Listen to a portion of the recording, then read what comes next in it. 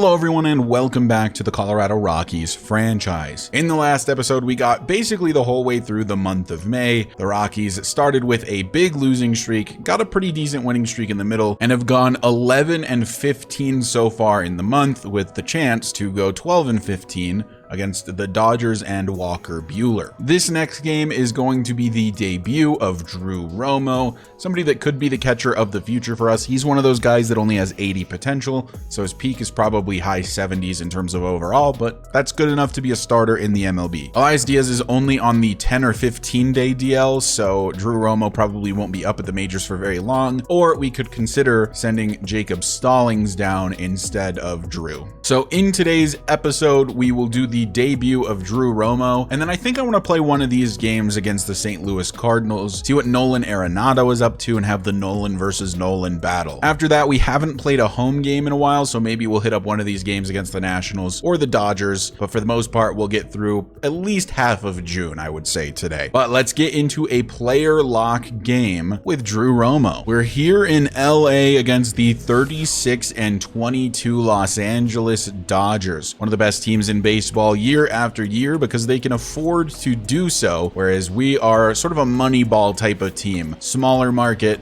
can't spend quite as much, despite the fact that we spent so much on Chris Bryant, who we traded away.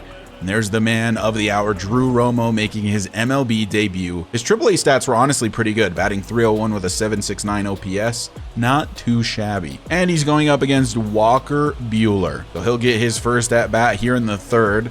Currently, the Dodgers up 1-0. Drew Romo easily could just be the catcher of the future, though with the 80 potential, I'm not super impressed by that potential number, I guess I should say. Like, he can be a starter for sure. You just always want guys that are going to be probably mid-80s plus, but there's the first major league hit for Drew Romo into center.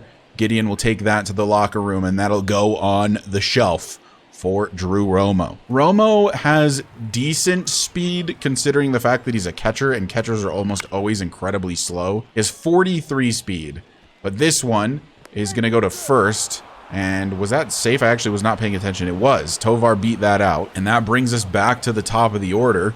Tovar been struggling with the bat this season. That's why he's batting in the 9th against righties. He does bat quite a bit higher against lefties. So after the Charlie Blackmon pop out, we'll see Brendan Rodgers, who was really good last episode, had a couple home runs in the series against the Pirates, and he'll draw a walk here, which makes it bases loaded for the best player on this Rockies team, Nolan Jones. Batting .306 with an .894 OPS, having a great season so far. If he could absolutely blast a home run right here, that would be huge, but not necessarily expecting it, as this is popped up and just no chance at getting down.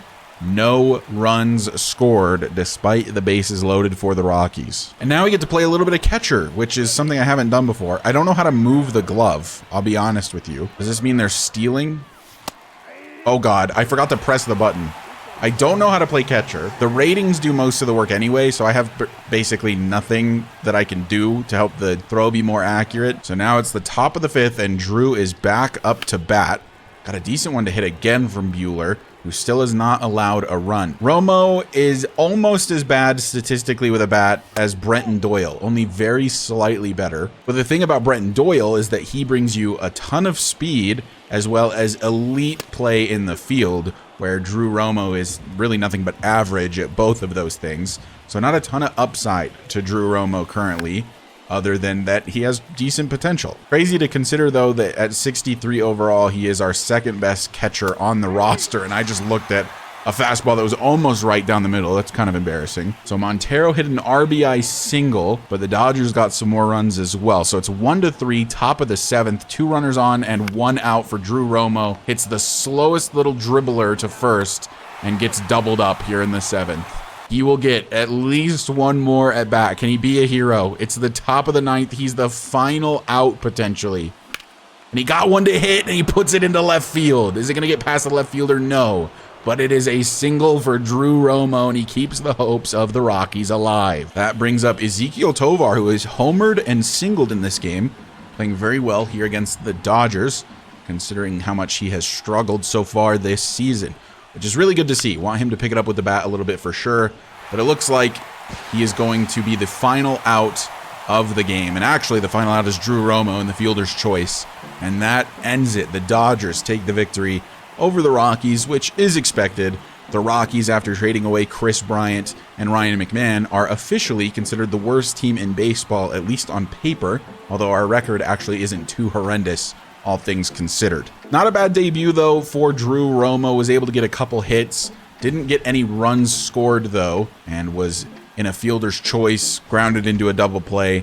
You know, nothing special, but 2 hits in a major league debut. I think pretty much any MLB player would take that. Kyle Freeland gets the loss, 5.1 innings pitched, 3 earned runs. Not a terrible performance, but Walker Buehler was just better. Wow, the top of the order not getting a single hit. Blackmon, Rogers, and Jones all hitless. Bouchard got 2, Montero 1, Thompson without a hit, Doyle 2, Romo 2, Tovar 2, and a home run. Joe Rock came into the game, gave up 1 earned run. Continues to be pretty decent in the grand scheme of things, even though he's like 62 overall. I was just talking up Joe Rock, and he sustained an injury, pulled hamstring, and appears he will be out for 1 to 2 weeks. Send Joe Rock to the 15-day DL, and then we could bring somebody up, but is it even worth it? Because we're just gonna have to send them like right back down. Do we just go a few games with 1 less reliever? I think that that's probably the wave. It should also be relatively soon that German Marquez comes back off of the injured list. We lose another one to the Dodgers here, 1 to 3. You know, Bouchard has continued to be relatively good, and I forgot to mention a change that I made. Charlie Blackmon is now DHing instead of playing in the field. Nolan Jones has been moved to right field instead of left field, and Bouchard is playing in left field as well as batting. Bouchard had been moved to DH with Montero taking over first base from Chris Bryant, but I looked at the fielding stats, and Bouchard is actually a better fielder than Blackmon, so I figured it makes sense. If Bouchard and Blackmon are both everyday batters, might as well have Bouchard in the field rather than Charlie. The more scouting we do, the more it feels like Jose Zavala is almost like a no-brainer for our 3rd overall pick. But at the same time, I think I kind of need to start scouting PJ Pryor. He's the draft rank 3, so he's most likely going to be available 3rd overall, and he's currently our draft rank 1, but we just don't really know anything about him. The thing, though, about Jose Zavala is that he is draft rank 35. Is he potentially going to be available for us at 37? Do we want to take that risk of losing out on a potentially generational starting pitcher? So here's what I've changed the scouting to look like for this week. I'm going to have Michael scouting starting pitchers in the East. Betty is discovering outfield prospects internationally, and Randy is going to finish the scouting progress on Jose Zavala. So we'll know a lot more about him. He'll be 100% scouted at that point. If you're curious, he throws a 4-seamer, a sinker, a slider, and a curveball. Jordan Beck is playing very well at Double-A, especially in the month of May, where he batted .333 and drove in 17 runs. German Marquez is officially no longer injured and can come off the injured list. So German Marquez is now back in the starting rotation, taking over for Ryan Feltner as of right now. Feltner might come back in for Lambert, I think, because I like Lambert a bit more as a reliever than a starter. And his ERA just continues to climb, where he was doing quite a bit better as a reliever. I think that's what I'm going to do. It's going to be Kyle Freeland, Cal Quantrill, Ryan Feltner, German Marquez, and Dakota Hudson. So the plan was to play one of these St. Louis games, but I think with the return of Marquez, we need to play this game against the Cincinnati Reds. 2 bottom feeders facing off today in Colorado. The Rockies and the Reds. 2 our teams, 2 bottom feeding teams. What's not to love? The 22-38 Cincinnati Reds and the 24-34 Colorado Rockies. German Marquez making his debut this season after Tommy John surgery. Let's see what he's got. The closest thing to an ace the Rockies have had for the better part of a decade. Ellie De La Cruz will start us off, and here comes the first pitch back for German Marquez, and it's in the upper right corner. The grounder to Montero. He'll step on the bag, and it's the first out of the day for Marquez. Will Benson now up in the purple versus red battle, and that's ball number 1. A few foul balls, and it's a 1-2 count for Marquez, and that is ball number 2. 2-2 count. Can Marquez put him away? It's high and launched to right center. Brenton Doyle will be the one to get under it. TJ Friedel now at the plate. Marquez 2 up, 2 down so far to start the day. There's strike number 1. Marquez looking for a strikeout to Friedel, and he gets it. Foul tip, it sounded like. And that is a strikeout, a 1-2-3 inning for German Marquez in his Rockies return. Nick Lodolo is the pitcher today for the Reds, 1-5 this season with a 4.81 ERA. Charlie Blackmon, still the leadoff hitter, still batting over 300, though it is slowly falling down, and he is regressing very quickly. Started the season at a 72 overall and is now down to a 68. This one high and deep to right field, though. Does it get over the wall? No, but it hits the wall. And Charlie will be into second with a lead-off double on the first pitch he sees. Now up is Brendan Rodgers. The 1-0 pitch he's swinging at and lines it straight to the right fielder. Gets this one back in quickly. And no advancement for Charlie Blackmon. Nolan Jones batting a 294 so far this season. Definitely been the best part about this team to this point. And this one hit deep to right field. I almost said left field, excuse me. And it's going to be a double for Nolan Jones that scores Charlie Blackmon's leadoff double. Nolan doing what he does best. And again, on the first pitch, as we are not looking at a lot of pitches here from Lodolo. Nolan gets it off of the back wall. Just a little bit more power. Would have been a home run. Probably a little too early of a swing. Either way, it scores a run. And now Eloise Montero, who has been honestly relatively decent this season, swings at another first pitch. And this is going to be a bloop single for him. And Nolan Jones not going to test the arm. Probably should have with that throw. But a single means runners on the corners. Which brings up Sean Bouchard, who has been really good since coming up, batting a 285, been one of the most consistent bats in the lineup. Swung at a first pitch again. Runners on the corners with only 1 out, 1-0 for the Rockies. The pitch from Lodolo is crushed by Bouchard. Oh my goodness. Left it high and inside. Bouchard did not care, took it yard, and that is 3 additional runs for the Rockies. 113 off the bat, 477 feet. That is crazy. And now it is 4-0 Colorado off of the Sean Bouchard home run. So off of the back of a Sean Bouchard home run and a Nolan Jones double, the Rockies find themselves up 4-0 early. 1 gone, 1-0 count. Marquez to India, strike 1. And he cracks this one, and that is going to be gone. Home run for Jonathan India, given up by German Marquez. And now it is a 4-1 ball game. That was just a line straight out of the ballpark. 2-1 count to Matt McLean. That is way inside. Marquez starting to struggle a little bit. Has given up only the 1 hit still. That 1 hit just happened to be a home run. Full count for Marquez to McLean. And that one is launched to right field. And it stays fair.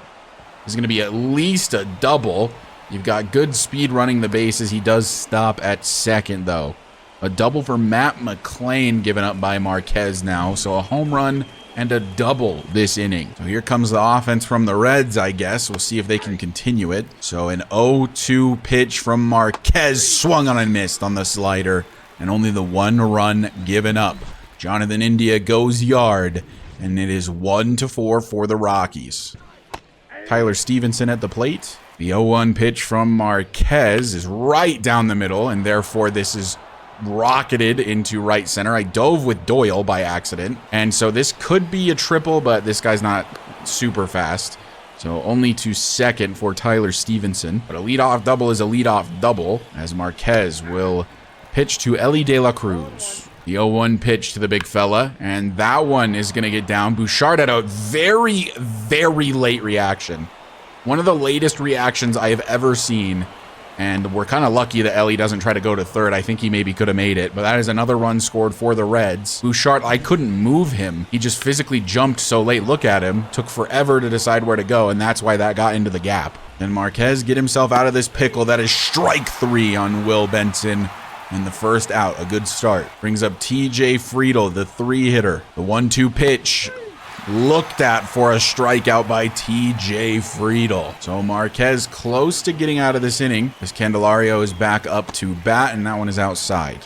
So now we've brought it back to 2-2. Marquez gets him to pop it up to Doyle, and it's only going to be the 1 run scored this inning for the Reds. Here's Brendan Rodgers to lead us off in the bottom of the 3rd. Maybe I'll try being patient, but never mind. First pitch swinging, first pitch crushing against Nick Lodolo. Brendan Rodgers hits a home run out to left center field, and that makes it 5-2 for the Rockies. Brendan Rodgers, by the way, 11th home run on the season, kind of becoming a power hitter this season, which is not something we typically see from him. No doubt about that one from Brendan Rodgers, and that brings up Nolan Jones. He kind of gets a meatball, but it's above the strike zone and therefore a pop out. 2 pitches, 1 home run, 1 out. Eloise Montero now up to the plate, so now we're making Lodolo work for it a little bit.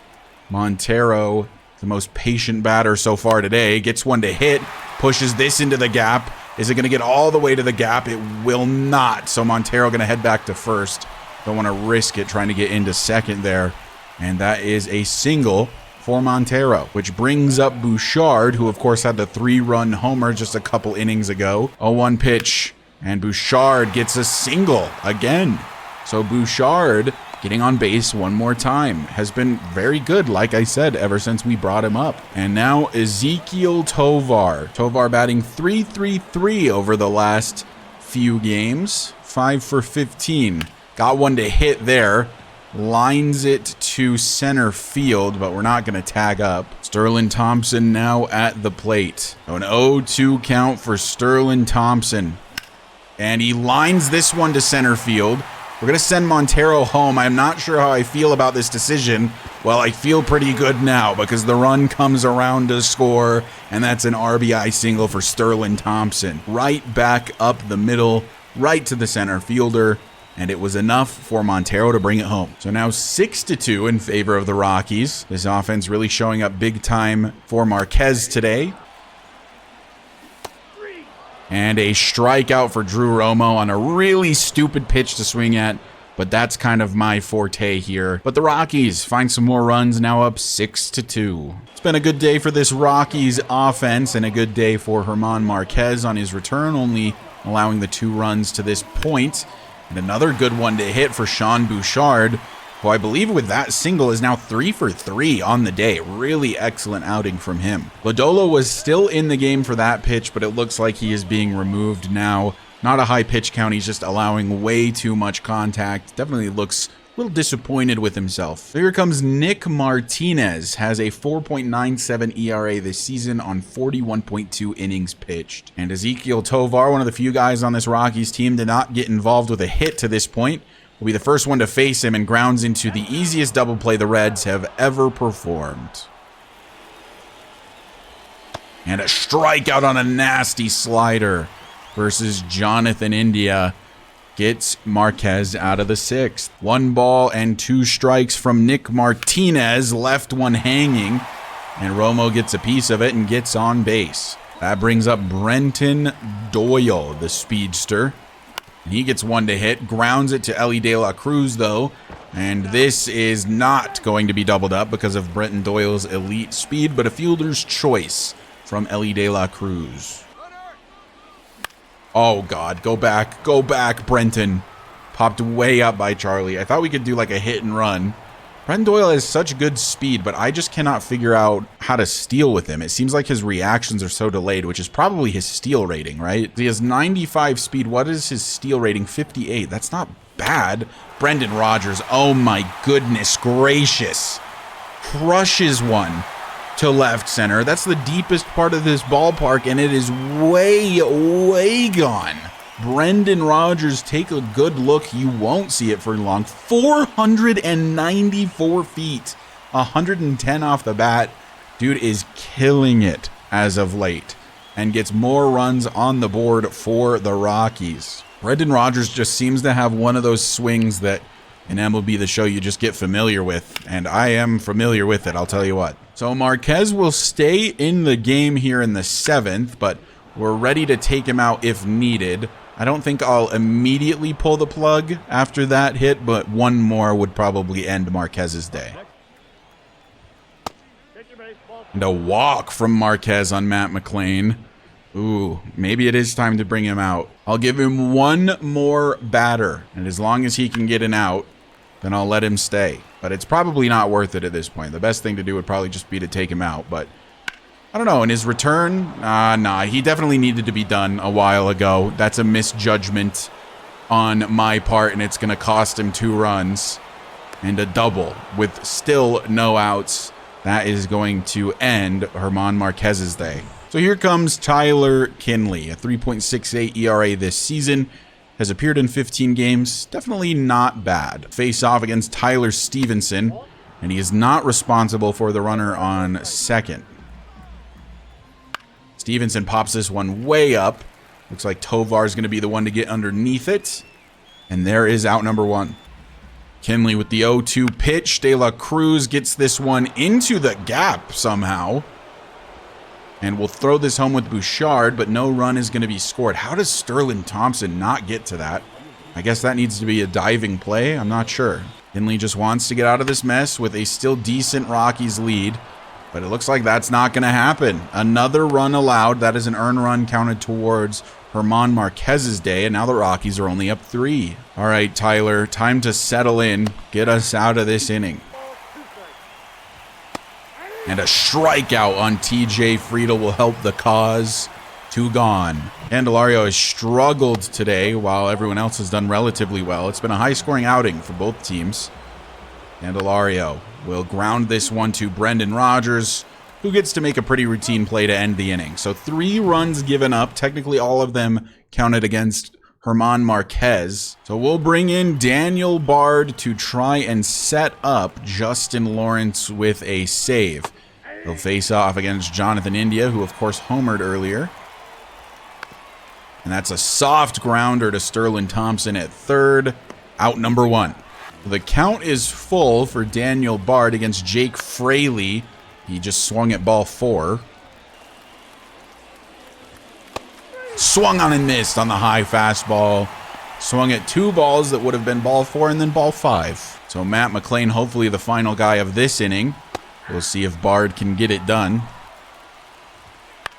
That one was right down the middle, but it's also right to Nolan Jones in right field, and that's the end of the top half of the 8th. And it's Emilio Pagan into the game, and it's Sterling Thompson to lead us off, looking to get any additional run support. The 1-2 pitch on its way from Pagan is bounced back up the middle. Second baseman is there, but the throw is not even going to be close on Sterling Thompson. It's an infield single for the third baseman. Back up the middle again from Romo, but they were playing in, but an error, I guess you could say, from De La Cruz means that everyone is safe. Ruled a base hit per the scoring decision. So now 2 on, nobody out for Brenton Doyle. He cracks this one. It's going left center field into the gap. Brenton Doyle, of course, has elite speed. We're going to send him to third, and we're sending the other guy home, but I pressed the button too late. Got home anyway. It's Drew Romo, and a triple for Brenton Doyle. A 2-run triple, as a matter of fact. Makes it 10-5 for the Rockies. Still, nobody out and a runner on third. Fernando Cruz will come in now, and we're to the top of the order. Charlie Blackmon at the plate. Pops this one way, way up, and that's going to be out number 1. Brendan Rodgers, who has been absolutely crushing today, now at the plate. Oh my goodness, look at how hard he hits it. And he's going to crush one into left field, and it actually gets down. I did not send Brenton Doyle because I thought that was going to be an out. Should have, would have been run number 11. Nolan Jones at the plate. I wanted to swing at that so bad. 3 balls and no strikes for Nolan Jones.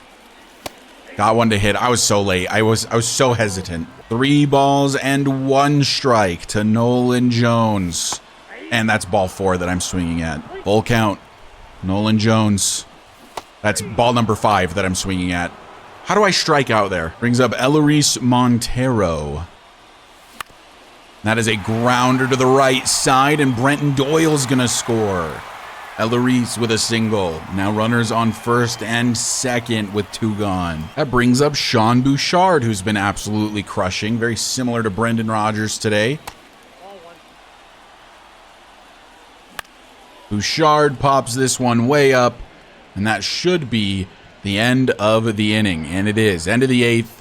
We'll go to the 9th with a chance to put it away for the Rockies. It's not a save situation, but let's try to bring down that Justin Lawrence ERA, shall we? 6.35. He'll face the 8, 9, and 1 hitters. And this should be, it's not. I was going to say it should be the first out, but Tovar couldn't get over there. So it's a base hit for Spencer Steer. This is a grounder into a possible double play. And it is 5-4-3. Tyler Stevenson grounds into a double play, and now there are 2 gone for Justin Lawrence. So it's all up to the leadoff man. That is Elly De La Cruz. He pops this one up. I mean, it's pretty deep. He got good power on it. But Brenton Doyle's back there, and the Rockies take game number 1 against the Cincinnati Reds. Hot bats, hot performance. Good performance from Marquez. I kept him in too long. That is my bad. I will remember that 6 innings is about what he can go. We look at the box score for the Rockies. Everyone except for Ezequiel Tovar got a hit. Brendan Rodgers got 4 hits, 3 RBIs, and I think 2 home runs. Yeah, Brendan Rodgers homered twice. Bouchard homered once. Bouchard's up to 5, by the way. He has not even been at the major league team for the whole season. Marquez did give up the 5 earned runs, so he's got a 7.5 ERA, but if it weren't for me keeping him in the 7th inning, it would have only been the 2 earned runs. So the Rockies snap what was a 6-game losing streak by getting a win over the Cincinnati Reds. But now that 25-34 record starting to look a bit more like what we were expecting. We were hovering around 500 before. Now we're about 10 games under. And to be honest, I was expecting quite a bit worse. The Rockies managed to sweep the Cincinnati Reds and then get a trade offer from the Phillies. They want Brendan Rodgers, and they're willing to give up Taijuan Walker. Absolutely not. 31, 78 overall with C potential. No chance. Now we get on to the series against the St. Louis Cardinals, and here's a fun situation. We're going to enter this game against the Cardinals because Eleris Montero has the bases loaded and 2 gone here in the 8th. So winnable or very losable game here for the Rockies. You've got Romo, Blackman, and Jones on the bases. So now behind in the count is Montero. Got one to crush and popped it way, way up there. The only way we score is an error, and that just wasn't gonna happen. We fast forward in the same game to the top of the 10th. 2 gone. 2 runners on, and they are intentional walking Nolan Jones, which brings up Montero once again in an identical situation. Runs scored here would give us a good opportunity to come away with a win. How does he whiff on that swing? It was good timing and everything. It was just a miss from Montero. That's what the ratings come in for. Got another one-day hit. It was good timing again, and he's just not making good contact. So here we go. 0-2 pitch looked at for strike number 3. And because of that, the Cardinals able to walk it off. Peter Lambert gets credit for the loss despite not giving up a run.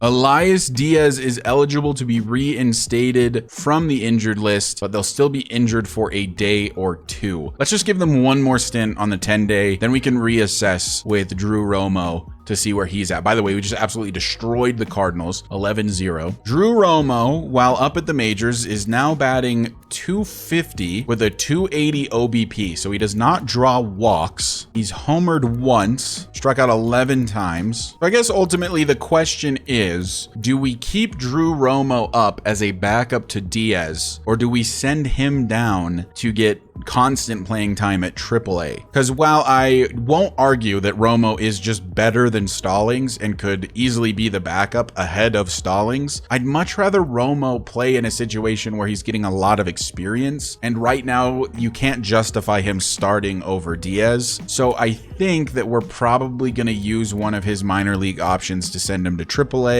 and just allow him to be the everyday starter there. But it was an admirable performance during his time at the MLB level with Elias Diaz injured. So the Rockies lose 3 out of 4 to the Cardinals. The Rockies beat the Twins in that series and then have lost the first game to the Pirates. By the way, the Rockies now officially in last in the NL West. The Cubs are offering us Pete Crow Armstrong or Chase Dollander. And if it weren't for the fact that I desperately need starting pitchers and I don't really need outfielders, I would happily take this. He looks like a really good player and honestly a guy that maybe we target in a trade in the future. I'm going to decline it, but mostly just because I want to go look at what that guy's actual potential is. So his potential is 94, where Dollander's potential is 90. So he's got higher potential, but we would lose our only like future starting pitcher. It's honestly super tempting. He seems like a really good player. I just don't think we can justify it with the amount of outfield prospects we already have and the lack of starting pitcher prospects. But like, he's a good fielder with a good arm and not terrible in his batting ratings either. Man, we might look to get Pete Crow Armstrong some other way. He looks very good. So we have Jose Zavala completely scouted. 78 to 93 potential, 52 to 67 overall. I don't think he's worth the 3rd overall pick. I think he's a really good player. I think if he's available at 37, I absolutely try to get him, but the 3rd overall pick, probably not. We may have found somebody that is worth getting. Eric Iwamura. His draft rank is 88. His draft rank for us is 5. 76 to 98 potential, 43 to 65 overall. He's only 18. 4-seam changeup, sinker, curveball, slider. This is a guy we could get relatively late because of his draft rank. He's so low in draft rank, but so high on our board. We definitely don't have to take him 3rd overall, but he's 5th on our draft board. I think that there is potential that Barry Cohen is a generational prospect, and I think he might be the only one in the draft that is generational. But his MLB draft rank is 1, meaning that he's almost definitely going 1st overall, meaning that I can't really grab him, despite the fact that he is likely a generational first baseman. I think we need to get to know PJ Pryor, because he's going to be the guy available at 3rd most likely, and he has 79 to 98 potential. I think we need to figure out who this guy is. So I'm going to have Randy scout Eric Iwamura to try to get him to 100% scouted, which that should do most of it. It'll be at 95. There's potential that Eric is generational as well, and if he is, I'm probably just going to take him at 3rd. We're going to have Betty scout PJ Pryor. I think we need to go learn more about him. And then I'm going to have Michael continue to discover new prospects, but internationally. These would be guys that we could hopefully take late in the draft.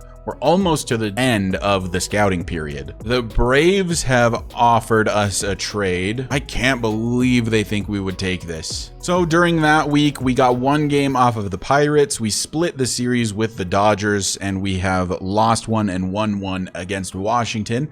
We're now 34 and 43, pretty consistently staying about 9 games under 500. So we've now got Eric 95% scouted, and he is my favorite player to this point. 80 to 96 potential at age 18, and his draft rank is 88. So like, we don't have to take him with our 3rd overall pick. I'd just be worried about losing him. And now on to the final week of June, and the draft is only 20 days away. So the Rockies on a skid again, have now lost 4 straight, including 2 to the White Sox. The White Sox notably 29 and 56, maybe the worst team in baseball right now. So we now have PJ 100% scouted, 78 to 88 potential, definitely seems like a decent player. He is not worth taking at 3rd overall. He has dropped to 25 on our draft board. I might take Eric Iwamura, 84 to 99 potential, 51 to 66 overall. He is number 1 on our draft rank now. Him and Jose Zavala seem like the most worthwhile players for us. Will Eric fall because his draft rank is only 88? Has anybody else discovered him? Could we take Jose Zavala 1st and get Eric 2nd?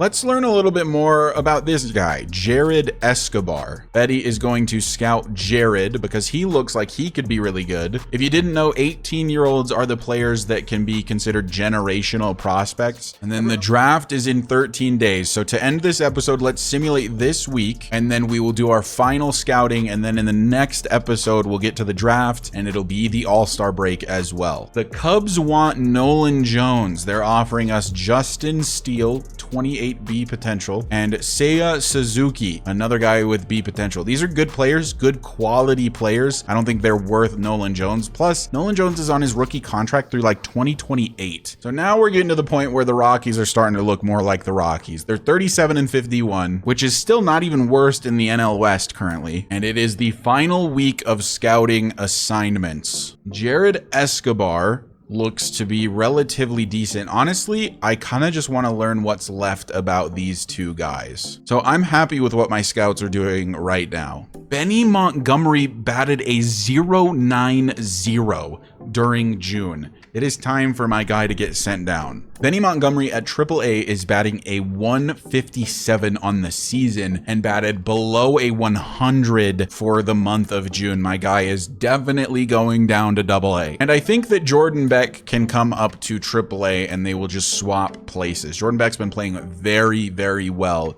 at AA. But anyway, that is going to do it for this episode. I know we kind of blew through the month of June today, and I feel like I'm really kind of going through this first season very fast, but I think that that's kind of the point, right? We know the Rockies are going to suck this season. I don't think there's a lot of reason to follow a team with not great prospects performing terribly. So we might as well get to this draft, get our guys, and start moving forward in the series. But as always, I'd love to hear your opinions. Let me know what you think of the series, if you're enjoying it, if you'd like a format change, and what you'd suggest. I'm always happy to listen. Thank you guys so much for watching, and I will see you in the next episode where we'll get through All-Star Week and the MLB draft.